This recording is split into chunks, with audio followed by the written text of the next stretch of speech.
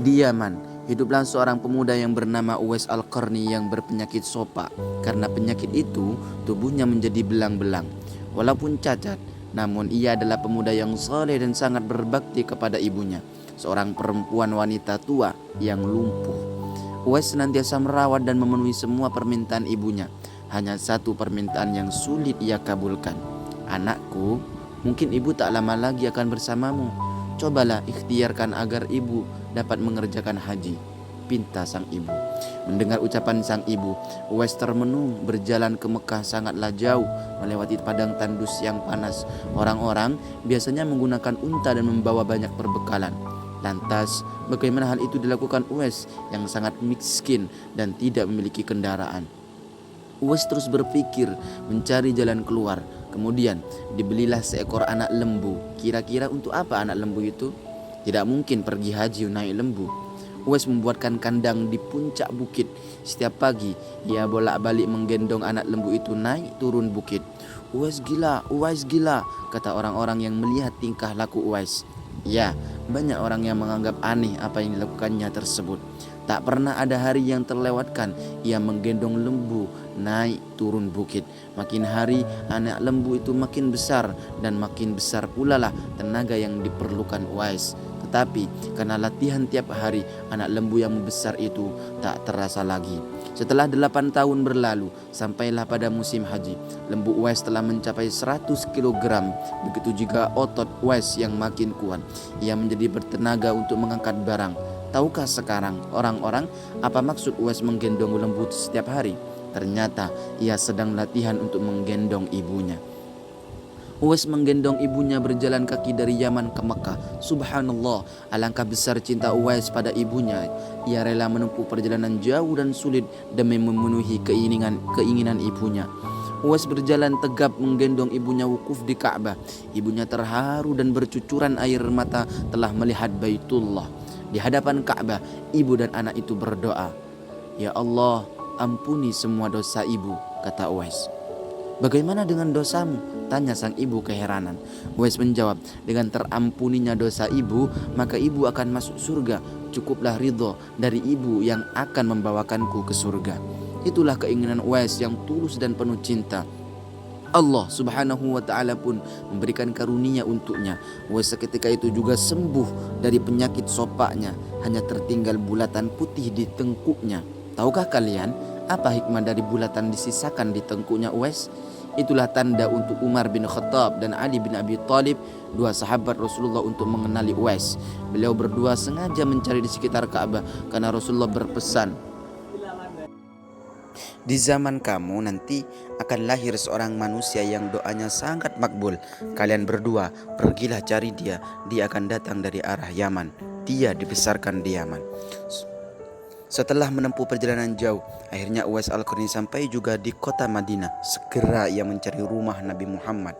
Setelah ia menemukan rumah Nabi, diketuknya pintu rumah itu sambil mengucapkan salam.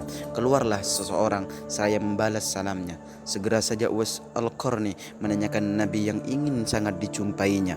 Namun ternyata Nabi tidak berada di rumahnya. Beliau sedang berada di medan pertempuran. Uwais Al-Qarni hanya dapat bertemu dengan Sayyidatuna Aisyah radhiyallahu anha, istri Nabi. Betapa kecewanya hati Uwais. Dari jauh ia datang untuk berjumpa langsung dengan Nabi, tetapi Nabi tidak pernah dan tidak dapat dijumpainya. Dalam hati Uwais Al-Qarni bergejolak perasaan ingin menunggu kedatangan Nabi dari medan perang. Tapi kapankah Nabi pulang? Sedangkan masih terngiang di telinganya pesan ibunya yang sudah tua dan sakit-sakitan itu agar ia cepat pulang ke Yaman. "Engkau harus lepas pulang." Akhirnya, karena ketaatannya kepada ibunya, pesan ibunya mengalahkan suara hati dan kemauannya untuk menunggu dan berjumpa dengan Nabi. Karena hal itu tidak mungkin, Uwais Al-Qarni dengan terpaksa pamit kepada Sayyidah Aisyah radhiyallahu anha untuk segera pulang dan berpamit kembali ke Yaman. Dia hanya menitipkan salamnya untuk baginda Nabi. Setelah itu, Uwais pun segera berangkat pulang mengayunkan langkahnya dengan perasaan amat sedih dan terharu. peperangan telah usai dan Nabi pulang menuju Madinah. Sesampainya di rumah, Nabi menanyakan kepada Sayyidah Aisyah tentang orang yang mencarinya. Nabi mengatakan bahwa Uwais, anak yang taat kepada orang tuanya, yakni ibunya, adalah penghuni langit. Mendengar perkataan Nabi, Siti Aisyah dan para sahabat tertegun. Menurut keterangan Sayyidah Aisyah, memang benar ada yang mencari Nabi dan segera pulang ke Yaman karena ibunya sudah tua dan sakit-sakitan sehingga ia tidak dapat meninggalkan ibunya terlalu lama. Nabi Muhammad SAW melanjutkan keterangannya tentang Uwais Al-Qarni, penghuni langit itu, kepada para sahabatnya. Kalau kalian ingin berjumpa dengan dia, perhatikanlah ia mempunyai tanda putih di tengah telapak tangannya. Sesudah itu, Nabi memandang kepada Ali bin Abi Thalib dan Umar bin Khattab seraya berkata, suatu ketika apabila kalian bertemu dengan dia, mintalah doa dan istighfarnya. Dia adalah penghuni langit, bukan orang bumi. Waktu terus berganti. Nabi Muhammad SAW kemudian wafat. Kekhalifahan berpindah kepada Abu Bakar pun telah digantikan oleh kepada Umar radhiyallahu anhu. Suatu ketika Khalifah Umar teringat akan sabda Nabi tentang Uwais Al-Qarni, penghuni langit. Beliau segera mengingatkan kembali sabda Nabi itu kepada sahabatnya Ali bin Abi Thalib. Sejak saat itu setiap ada kafilah yang datang dari Yaman, Khalifah Umar dan Ali bin Abi Thalib selalu menanyakan tentang Uwais Al-Qarni, si fakir yang tak punya apa-apa itu, yang kerjanya hanya menggembalakan domba dan unta setiap hari. Mengapa Khalifah Umar dan sahabat Nabi Ali bin Abi Thalib selalu menyenangkan dia? Rombongan kafilah dari Yaman menuju Syam silih berganti membawa barang dagangan mereka. Suatu ketika Uwais Al-Qarni turut bersama mereka. Rombongan kafilah itu pun tiba di kota Madinah. Melihat ada rombongan kafilah yang baru datang dari Yaman, segera Khalifah Umar dan Ali bin Abi Thalib mendatangi mereka dan menanyakan apakah Uwais Al-Qarni turut bersama mereka. Rombongan kafilah itu mengatakan bahwa Uwais ada bersama mereka. Dia sedang menjaga unta-unta mereka di perbatasan kota. Mendengar jawaban itu, Khalifah Umar dan Ali bin Abi Thalib segera pergi menjumpai Uwais. Sesampainya di kemah tempat Uwais berada, Khalifah Umar dan Ali bin Abi Thalib memberi salam, tapi rupanya Uwais sedang sholat. Setelah mengakhiri sholatnya dengan salam, Uwais menjawab salam Khalifah Umar dan Ali bin Abi Thalib sambil mendekati kedua sahabat Nabi tersebut dan mengulurkan tangannya untuk bersalaman. Sewaktu berjabatan, Khalifah dengan segera membalikkan telapak tangan Uwais seperti yang pernah dikatakan Nabi.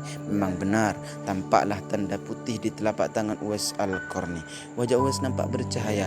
Benarlah seperti sabda Nabi bahwa ia adalah penghuni langit. Khalifah Umar dan Ali bin Abi Thalib menanyakan namanya dan dijawab Abdullah. Mendengar jawaban Uwais, mereka tertawa dan mengatakan, kami juga Abdullah, yakni hamba Allah. Tapi siapakah namamu yang sebenarnya? Uwais kemudian berkata, nama saya Uwais Al-Qarni. Dalam pembicaraan mereka, diketahuilah bahwa ibu Uwais telah meninggal dunia. Itulah sebabnya ia baru dapat turut bersama rombongan kafilah dagang saat itu. Akhirnya Khalifah Umar dan Ali bin Abi Thalib memohon agar Uwais membacakan doa dan istighfar untuk mereka. Uwais enggan dan dia berkata kepada Khalifah, sayalah yang harus meminta doa pada kalian. Mendengar perkataan Uwais, Khalifah berkata, kami datang ke sini untuk mohon doa dan istighfar dari anda, seperti dikatakan Rasulullah sebelum wafatnya. Karena desakan kedua sahabat ini, Uwais Al-Qarni akhirnya mengangkat tangan, berdoa dan membacakan istighfar. Setelah itu Khalifah Umar berjanji untuk menyumbangkan uang negara dari Baitul Mal kepada Uwais untuk jaminan hidupnya. Segera saja Uwais menampik dan berkata, hamba mohon supaya hari ini saja hamba diketahui orang. Untuk hari-hari selanjutnya biarlah hamba yang fakir ini tidak dikenal oleh orang. Beberapa tahun kemudian, Uwais Al-Qarni berpulang ke rahmatullah. Anehnya, pada saat dia akan dimandikan, tiba-tiba sudah banyak orang yang ingin berebutan ingin memandikannya. Dan ketika dibawa ke tempat pembaringan untuk dikafani, di sana pun sudah ada orang-orang yang sudah menunggu untuk mengkafaninya. Demikian pula ketika orang pergi hendak menggali kuburannya, di sana ternyata sudah ada orang-orang yang menggali kuburnya hingga selesai. Ketika usungan dibawa ke perkuburannya, luar biasa banyaknya orang yang berebutan untuk menusungnya. Meninggalnya Uwais Al-Qarni telah menggemparkan masyarakat kota Yaman. Banyak terjadi hal-hal yang amat mengherankan. Sedemikian banyaknya orang yang tak kenal berdatangan untuk mengurus jenazah dan pemakamannya. Padahal Uwais Al-Qarni adalah seorang yang fakir dan tidak dihiraukan orang. Sejak ia dimandikan sampai ketika jenazahnya hendak diturunkan ke dalam kubur, di situ selalu ada orang-orang yang telah siap melaksanakannya terlebih dahulu. Penduduk kota Yaman tercengang. Mereka saling bertanya-tanya, siapakah sebenarnya engkau wahai Uwais? Bukankah Uwais yang kita kenal hanyalah seorang fakir yang tak memiliki apa-apa, yang kerjanya sehari-hari hanyalah sebagai pengembala domba dan unta? Tapi ketika hari wafatnya, engkau menggemparkan penduduk Yaman dengan hadirnya manusia-manusia asing yang tidak pernah kami kenal. Mereka datang dalam jumlah sedemikian banyaknya. Agaknya mereka adalah para malaikat yang diturunkan ke bumi hanya untuk mengurus jenazah dan pemakamannya. Berita meninggalnya Uwais Al-Qarni dan keanehan-keanehan yang terjadi ketika wafatnya telah tersebar kemana-mana.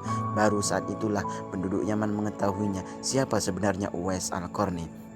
Selama ini tidak ada orang yang mengetahui siapa sebenarnya Uwais Al-Qarni disebabkan permintaan Uwais sendiri kepada Khalifah Umar dan Ali agar merahasiakan tentang dia.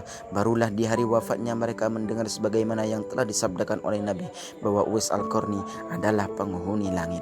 Begitulah Uwais Al-Qarni, sosok yang sangat berbakti kepada orang tua, dan itu sesuai dengan sabda Rasul ketika beliau ditanya tentang peranan kedua orang tua. Beliau menjawab, mereka adalah surgamu atau nerakamu. Hadis riwayat Ibnu Majah.